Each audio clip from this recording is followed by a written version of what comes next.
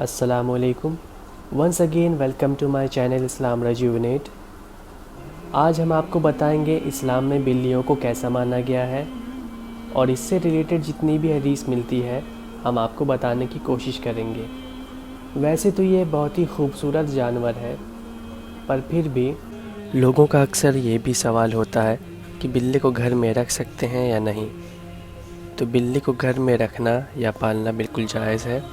خود نبی کریم صلی اللہ علیہ وسلم کے کاشار اقدس میں اکثر بلیاں آ جایا کرتی تھی، اور ایک مشہور روایت بھی ہے کہ آپ صلی اللہ علیہ وسلم ایک دفعہ وضو فرمانے لگے تو بلی آ گئی، تو نبی کریم صلی اللہ علیہ وسلم نے وضو کا پانی اس کے سامنے کر دیا اور بلی نے اس میں سے پانی پیا، اور نبی کریم صلی اللہ علیہ وسلم نے اسی پانی سے وضو فرمایا، اور اس سے ایک مسئلہ بھی سمجھا دیا کہ اسی طرح سے اگر کوئی بلی کے جھوٹے پانی یا جس برتن سے بلی نے پانی پیا ہو اس سے وضو کر سکتے ہیں. ایک اور روایت ملتی ہے حدیث میں نبی صلی اللہ علیہ وسلم کی پسندیدہ بلی معیزہ کے بارے میں. ایک بار آپ صلی اللہ علیہ وسلم بیٹھے ہوئے تھے اور نماز کا وقت ہو رہا تھا.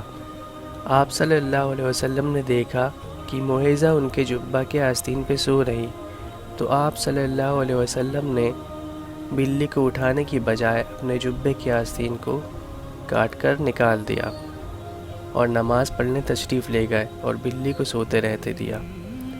اس سے ہم سب اندازہ لگا سکتے ہیں کہ آپ صلی اللہ علیہ وسلم کو بلیاں کتنی پسند تھیں. ایک صحابی رسول صلی اللہ علیہ وسلم کی کنیہ تھی ابو ہریرہ.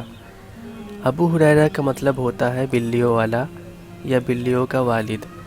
حضرت ابو ہریرہ رضی اللہ تعالی عنہ کا یہ نام بھی اس لیے رکھا گیا تھا کیونکہ وہ بلیوں پر رحم کرتے تھے اور انہیں پالتے تھے، اور وہ اس ٹائٹل کے ساتھ ہی مشہور ہو گئے، یہاں تک کہ لوگ ان کا اصلی نام تک بھول گئے، حالانکہ ان کا اصلی نام عبد الرحمن تھا. صحیح بخاری اور صحیح مسلم میں عبداللہ بن عمر سے حدیث کی روایت ہے کہ آپ صلی اللہ علیہ وسلم نے فرمایا، میں نے جہنم کا ملاحظہ کیا تو میں نے وہاں ایک عورت کو دیکھا، اس کی ایک بلی تھی، اس بلی کی وجہ سے میں نے اسے عذاب میں مبتلا دیکھا.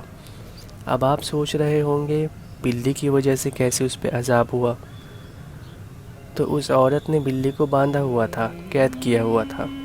وہ نہ اسے کھانے کے لیے کچھ دیتی اور نہ ہی پینے کے لیے دودھ وغیرہ دیتی تھی، اور نہ ہی اسے چھوڑتی تھی کہ وہ خود سے زمین کے کیڑے مکوڑے کھا سکے، یہاں تک کہ وہ بلی بھوک کی وجہ سے مر گئی.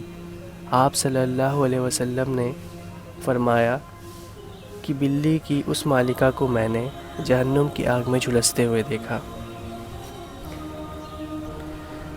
ویسے جانور کوئی بھی ہو، اسے پالنے کا اصول تو یہ ہے کہ وہ ایسا جانور نہ ہو جو ناپاکی اور گندگی کا لحاظ نہ رکھتا ہو.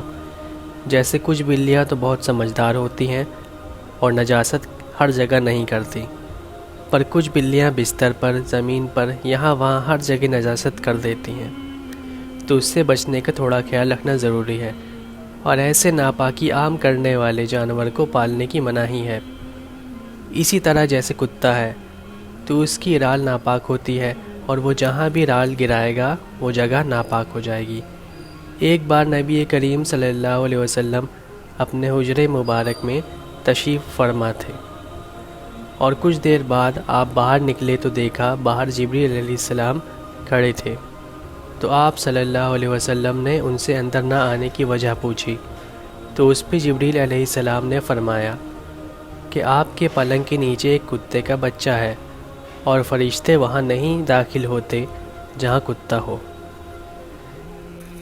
دوسرا اس میں بنیادی اصول یہ ہے کہ قرآن اور حدیث میں اللہ سبحانہ و تعالیٰ یا اللہ کے رسول کریم صلی اللہ علیہ وسلم نے اس جانور کو خاص طور سے منع نہ فرمایا ہو.